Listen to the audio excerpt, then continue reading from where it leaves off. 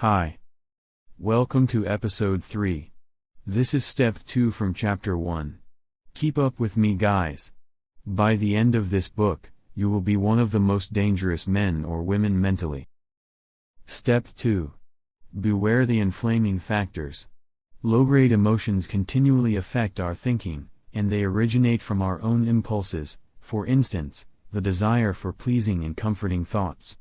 High-grade emotion, however, comes at certain moments, reaches an explosive pitch, and is generally sparked by something external, a person who gets under our skin, or particular circumstances.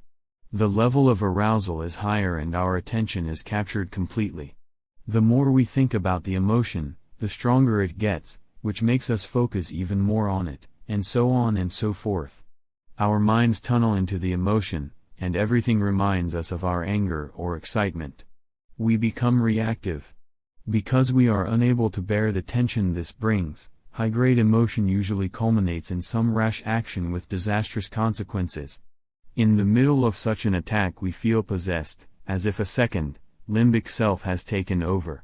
It is best to be aware of these factors so that you can stop the mind from tunneling and prevent the releasing action that you will always come to regret.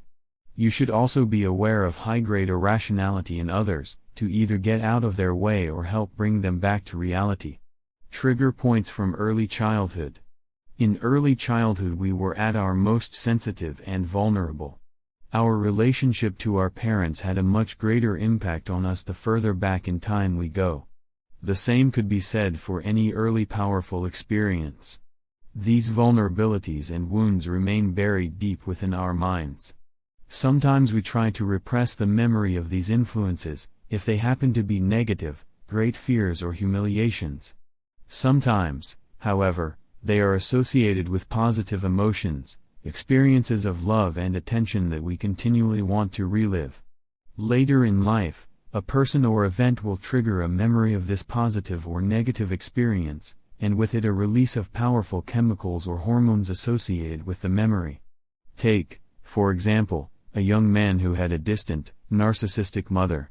As an infant or child, he experienced her coldness as abandonment, and to be abandoned must mean he was somehow unworthy of her love. Or similarly, a new sibling on the scene caused his mother to give him much less attention, which he equally experienced as abandonment. Later in life, in a relationship, a woman might hint at disapproval of some trait or action of his, all of which is part of a healthy relationship. This will hit a trigger point. She is noticing his flaws, which, he imagines, precedes her abandonment of him. He feels a powerful rush of emotion, a sense of imminent betrayal. He does not see the source of this, it is beyond his control. He overreacts, accuses, withdraws, all of which leads to the very thing he feared, abandonment. His reaction was to some reflection in his mind, not to the reality. This is the height of irrationality. The way to recognize this in yourself and in others is by noticing behavior that is suddenly childish in its intensity and seemingly out of character. This could center on any key emotion. It could be fear, of losing control, of failure. In this case, we react by withdrawing from the situation and the presence of others, like a child curling up into a ball. A sudden illness, brought on by the intense fear, will conveniently cause us to have to leave the scene. It could be love, desperately searching to recreate a close parental or sibling relationship in the present, triggered by someone who vaguely reminds us of the lost paradise. It could be extreme mistrust, originating from an authority figure in early childhood who disappointed or betrayed us, generally the father. This often triggers a sudden rebellious attitude. The great danger here is that in misreading the present and reacting to something in the past, we create conflict, disappointments, and mistrust that only strengthen the wound. In some ways, we are programmed to repeat the early experience in the present.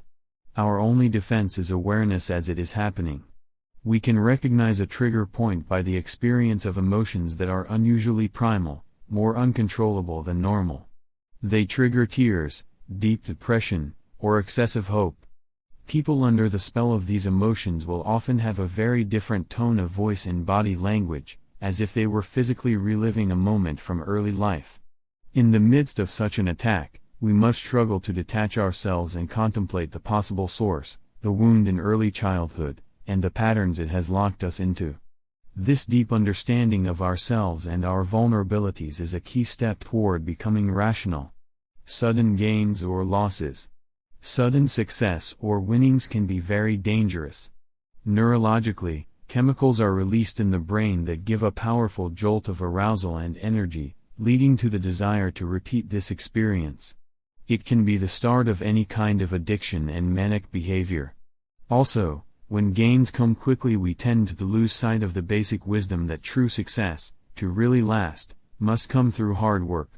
We do not take into account the role that luck plays in such sudden gains. We try again and again to recapture that high from winning so much money or attention. We acquire feelings of grandiosity. We become especially resistant to anyone who tries to warn us. They don't understand, we tell ourselves. Because this cannot be sustained, we experience an inevitable fall, which is all the more painful, leading to the depression part of the cycle. Although gamblers are the most prone to this, it equally applies to business people during bubbles and to people who gain sudden attention from the public. Unexpected losses or a string of losses equally create irrational reactions. We imagine we are cursed with bad luck and that this will go on indefinitely. We become fearful and hesitant, which will often lead to more mistakes or failures. In sports, this can induce what is known as choking, as previous losses and misses weigh on the mind and tighten it up. The solution here is simple: whenever you experience unusual gains or losses, that is precisely the time to step back and counterbalance them with some necessary pessimism or optimism. Be extra wary of sudden success and attention. They are not built on anything that lasts and they have an addictive pull. And the fall is always painful. Rising pressure. The people around you generally appear sane and in control of their lives. But put any of them in stressful circumstances, with the pressure rising, and you will see a different reality.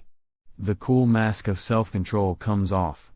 They suddenly lash out in anger, reveal a paranoid streak, and become hypersensitive and often petty. Under stress or any threat, the most primitive parts of the brain are aroused and engaged, overwhelming people's reasoning powers. In fact, stress or tension can reveal flaws in people that they have carefully concealed from view. It is often wise to observe people in such moments, precisely as a way to judge their true character. Whenever you notice rising pressure and stress levels in your life, you must watch yourself carefully. Monitor any signs of unusual brittleness or sensitivity, sudden suspicions, fears disproportionate to the circumstances. Observe with as much detachment as possible, finding time and space to be alone. You need perspective.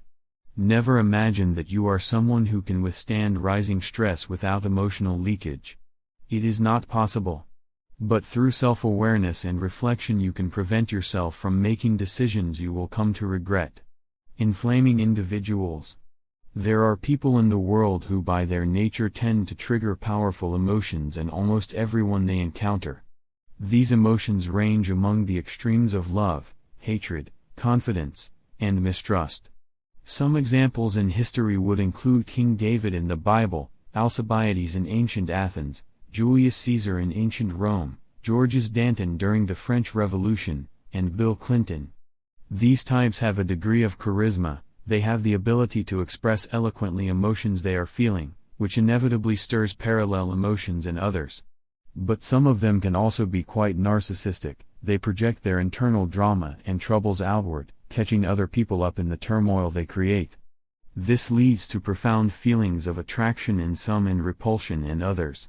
It is best to recognize these inflamers by how they affect others, not just yourself. No one can remain indifferent to them. People find themselves incapable of reasoning or maintaining any distance in their presence. They make you think of them continually when not in their presence. They have an obsessive quality, and they can lead you to extreme actions as a devoted follower or as an inveterate enemy. On either end of the spectrum, attraction or repulsion, you will tend to be irrational and you will desperately need to distance yourself. A good strategy to utilize is to see through the front they project. They inevitably try to cast a larger-than-life image, a mythic, intimidating quality, but in fact they are all too human, full of the same insecurities and weaknesses we all possess. Try to recognize these very human traits and demythologize them. The group effect. This is the high-grade variety of the group bias. When we are in a group of a large enough size, we become different. Notice yourself and others at a sporting event, a concert, a religious or political gathering. It is impossible to not feel yourself caught up in the collective emotions. Your heart beats faster. Tears of joy or sadness come more readily. Being in a group does not stimulate independent reasoning but rather the intense desire to belong. This can happen equally in a work environment, particularly if the leader plays on people's emotions to spur competitive, aggressive desires, or creates an us versus them dynamic. The group effect does not necessarily require the presence of others. It can occur virally, as some opinion spreads over social media and infects us with the desire to share the opinion, generally of a strong variety, such as outrage. There is an exhilarating, positive aspect to the stimulation of group emotions. It is how we can be rallied to do something for the collective good. But if you notice the appeal is to more diabolical emotions, such as hatred of the other, rabid patriotism, aggression, or sweeping worldviews, you need to inoculate yourself and see through the powerful pull as it works on you. It is often best to avoid the group setting if possible in order to maintain your reasoning powers, or to enter such moments with maximum skepticism. Be aware of demagogues who exploit the group effect and stimulate outbreaks of irrationality. They inevitably resort to certain devices. In a group setting, they begin by warming up the crowd, talking about ideas and values that everyone shares, creating a pleasant feeling of agreement. They rely on vague but loaded words full of emotive qualities such as justice or truth or patriotism. They talk of abstract, noble goals rather than the solving of specific problems with concrete action. Demagogues in politics or the media try to stir a continual sense of panic, urgency, and outrage. They must keep the emotional levels high. Your defense is simple: consider your reasoning powers, your ability to think for yourself, your most precious possession. Resent any kind of intrusion upon your independent mind by others. When you feel you are in the presence of a demagogue, become doubly wary and analytical. A final word on the irrational in human nature: do not imagine that the more extreme types of irrationality have somehow been overcome through progress and enlightenment. Throughout history we witness continual cycles of rising and falling levels of the irrational. The great golden age of Pericles, with its philosophers and its first stirrings of the scientific spirit, was followed by an age of superstition, cults, and intolerance. This same phenomenon happened after the Italian Renaissance. That this cycle is bound to recur again and again is part of human nature. The irrational simply changes its look and its fashions. We may no longer have literal witch hunts, but in the 20th century, not so very long ago, we witnessed the show trials of Stalin, the McCarthy hearings in the U.S. Senate, and the mass persecutions during the Chinese Cultural Revolution. Various cults are continually being generated, including cults of personality and the fetishizing of celebrities. Technology now inspires religious fervor. People have a desperate need to believe in something and they will find it anywhere. Polls have revealed that increasing numbers of people believe in ghosts, spirits, and angels in the 21st century. As long as there are humans, the irrational will find its voices and means of spreading. Rationality is something to be acquired by individuals, not by mass movements or technological progress. Feeling superior and beyond it is a sure sign that the irrational is at work.